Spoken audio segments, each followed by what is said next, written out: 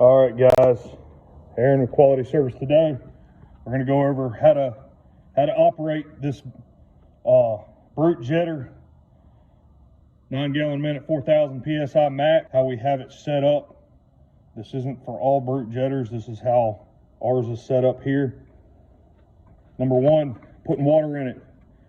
The automatic flow shut off. This automatically shuts off when it's full. There's a float inside there. You pull this out, you hook it to a garden hose, 100 foot of hose.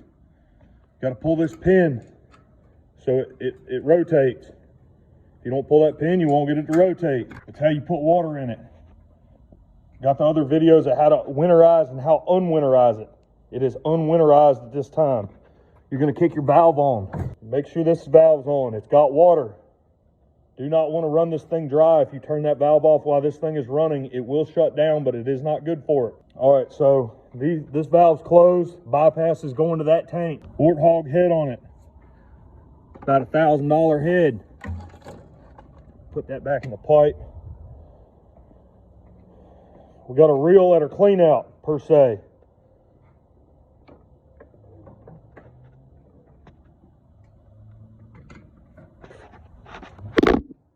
Make sure our valve is shut off. Running a jetter is not more or less a two-man job as it is a one-man with this setup. This switch here needs to be in the off position. That's for the remote. These controls won't work here if that thing is turned on. This is pulsate.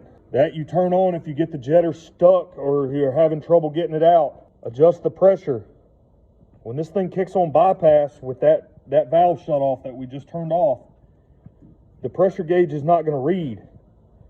It's more or less going to read when it's flowing. You'll see in a minute. We're going to kick that thing up about mid-throttle. Our water flow is off. Let it prime.